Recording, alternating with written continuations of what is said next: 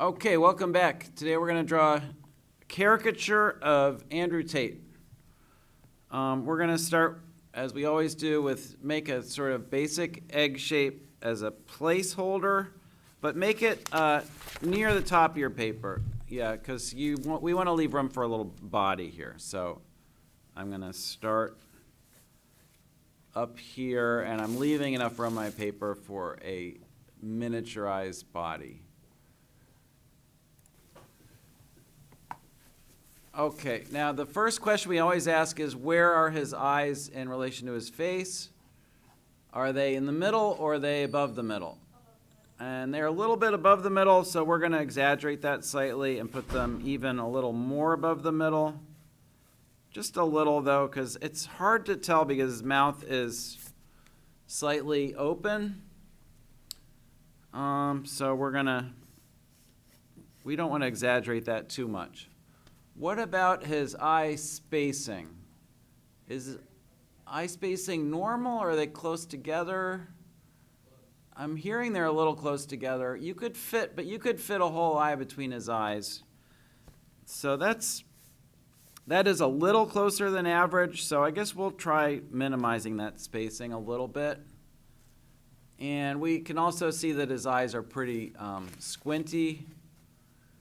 What about the corners of his eyes? Anything unusual there?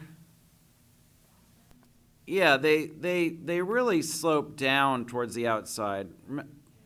Remember, usually your eyes lift towards the outside, so we're going to exaggerate that downward movement quite a bit because that is unusual.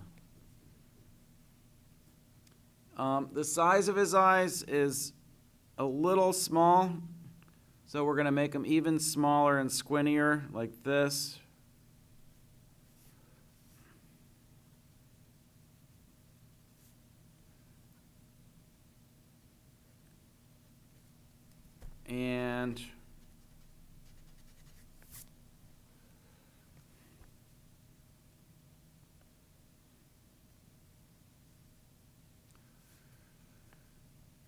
And his eyebrows reach all the way down to his eyes, so they're very low, and he has sort of a scowl, so we're going to exaggerate the scowl a little bit. We're just taking movements that are a little bit unusual, and we're making them more unusual. And he's got these creases inside.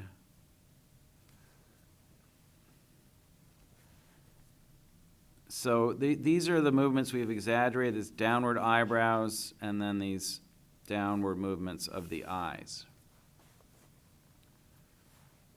Now, you'll remember that average nose length is halfway between the eyebrows and the bottom of the chin.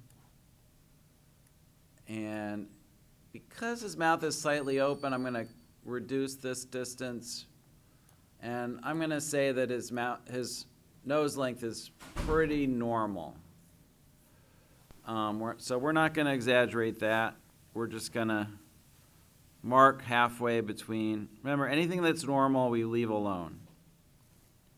So that's the length of his nose.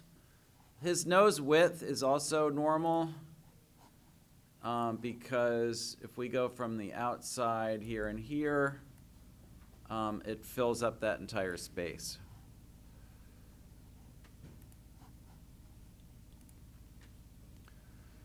So we are going to draw his nose the same size that it appears in the photo. We do have an unusual movement of his nose, however. I would say his nostrils are slightly more prominent than normal and slightly more elevated than normal. So we're going to make a steep V in the center here and make the nostrils sort of flared like that. So I'm just exaggerating the size of the nostrils by about 50%, and then I'm drawing the olive form around the nostril And we can see usually a faint plane change right here and here where the nose merges with where the body of the nose merges with the olive forms. So that's sort of an exaggeration, not of his nose size, but of the shape of the tip of the nose and the nostrils. Okay.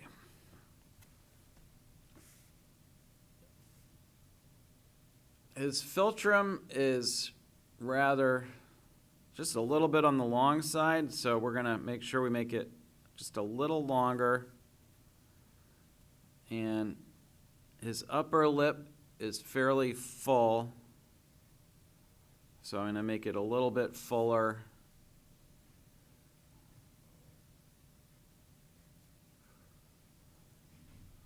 And there's that Cupid's bow shape that we always draw. And his mouth is sort of open a little like that. And then his lower lip is very full. So we're going to make that even fuller, sort of like that.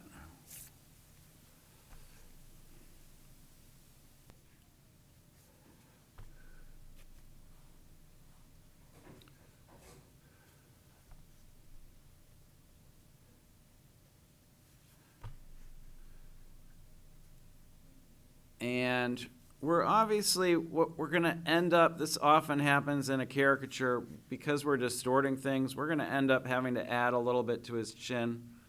He actually does not have a strong chin, though. It's sort of I would say it's a weak chin that he's sort of grown the beard to emphasize or compensate for what really isn't a very strong chin.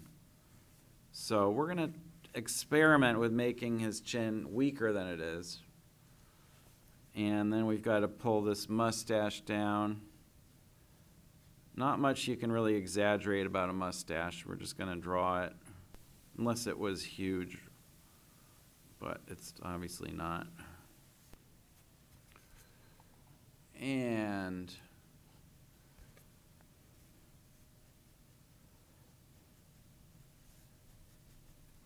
so now we have some real opportunities, though. We have an opportunity to exaggerate some things about the shape of his face and cranium. He has really pretty strong cheekbones, so we're going to exaggerate those a little, that kind of angularity here and here.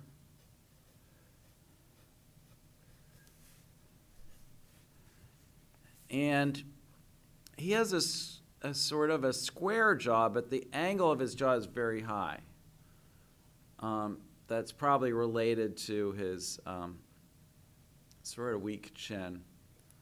But see how the angle of the jaw is normally down here near below the corners of the mouth? You see how his is up here at the corners of his mouth? So we're going to experiment with making that even higher. Like, we're going to turn that jaw way, way high up. And then we're going to go like straight down to the chin from there.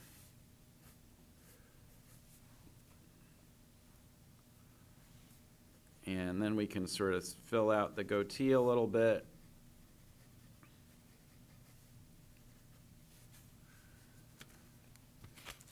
I'm going to throw in just a little bit of a definition of the bottom of his eye sockets with a little shading like this.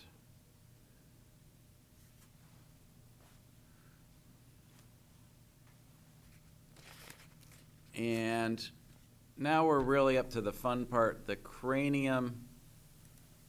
He's got a very angular cranium. So you see how it like comes out pretty sharply here at the temples, and then it goes like almost straight up towards the dome,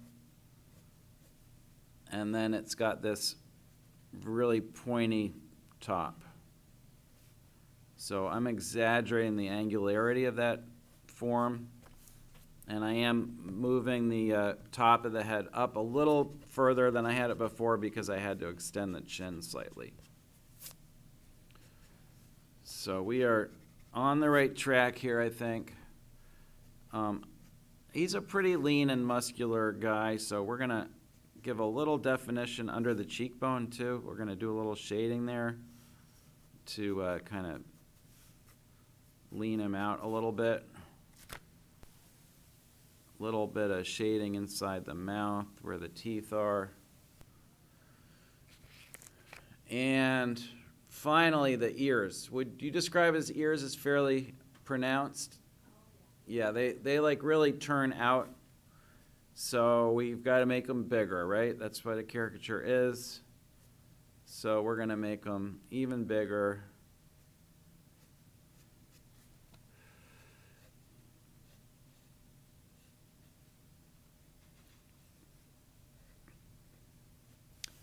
And they really turn out so much that we can see all the internal details of the ear,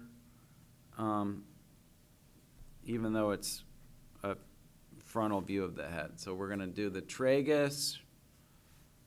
The helix curves up and over and then turns inside out as it climbs down.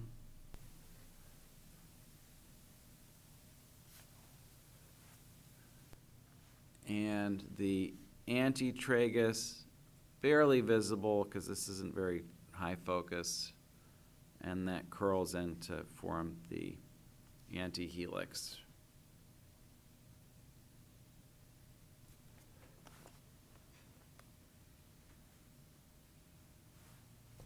I'm going to add a little more shading to define this furrow a little better. And there's a fairly clear plane change on either side of the forehead that I'm going to show with a little bit of halftone.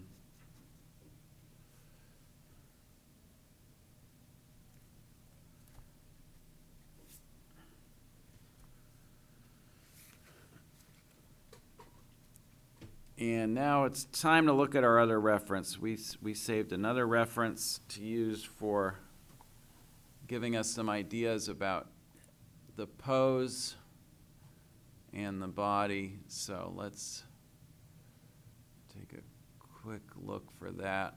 That is right here.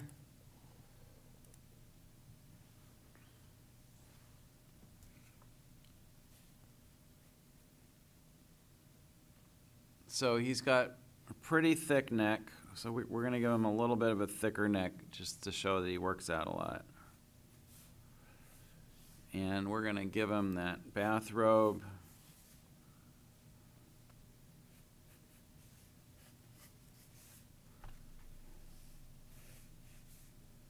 We're kind of turning him a little bit towards us. Oh wait, we need to make the body a little smaller because we're doing caricature. So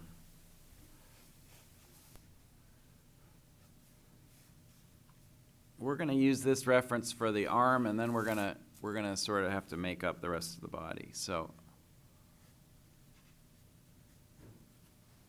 how small are we going to make it? That's the question. I gotta shrink this a little more.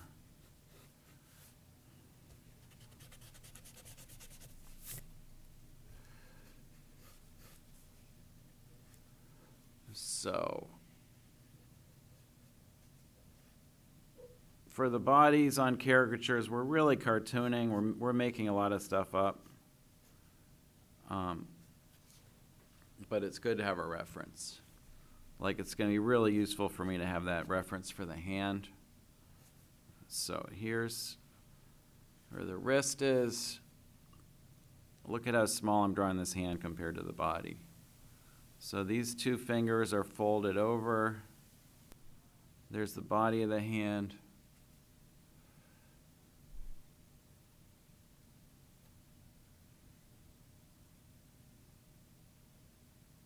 And when you draw a cartoon thumb, make sure you kick that thumb tip out enough.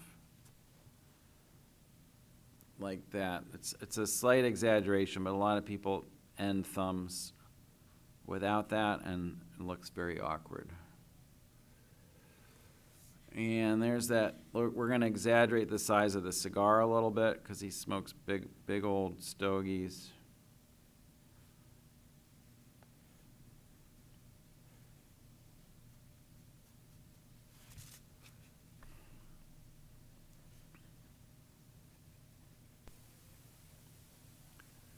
And it's gotta have some smoke coming off.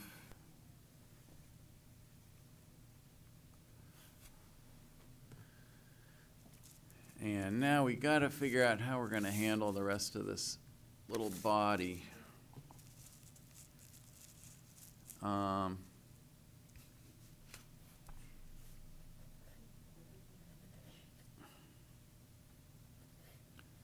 gonna give him a kind of defiant pose with his hand kind of on his hip, like this.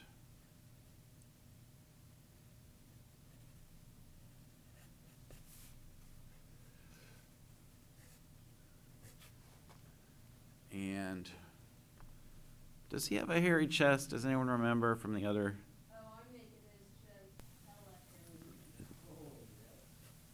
But does he have that? I don't, or does he might shave his chest. We'll give him I'm gonna give him a little tuft.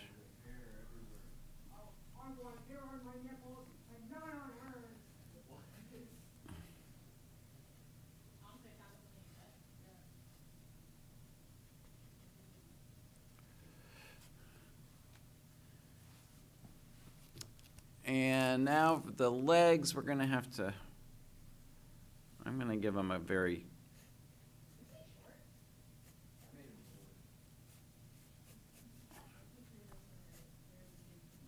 I'm giving him a very broad stance.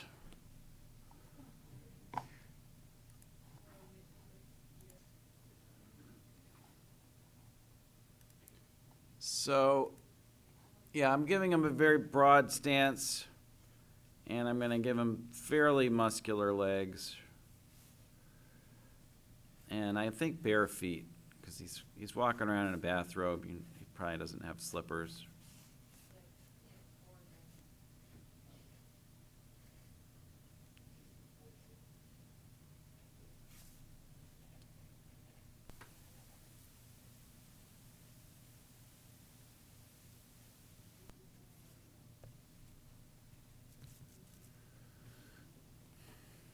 And I'm going to, just to liven my drawing up a little, I think I'm going to give him the arms of his robe a little more. I'm going to make the arms hang down a little more, make his body look smaller.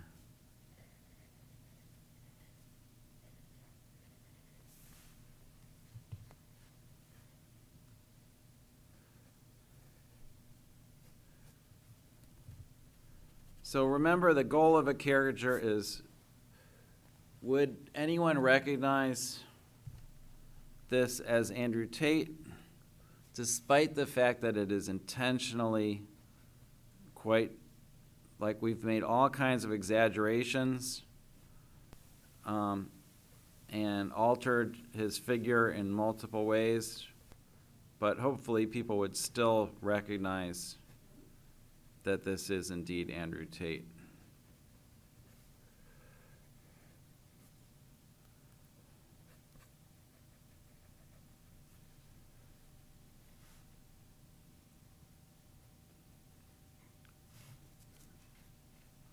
I'm going to have some ashes falling down from the end of the cigar, forming a little pile here at his feet.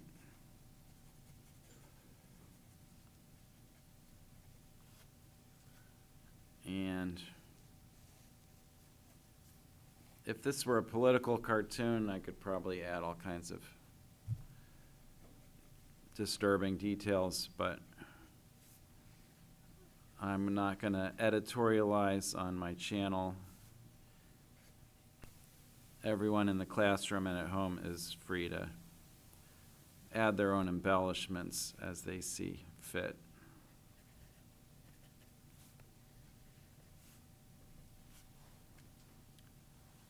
Oh, I forgot to give his bathrobe a belt.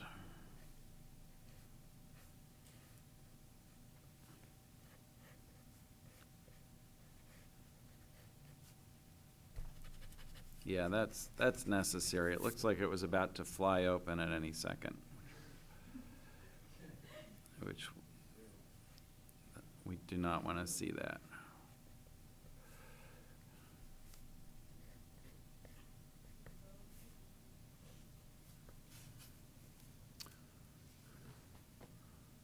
Okay, thanks for watching. That's our caricature of Mr. Andrew Tate.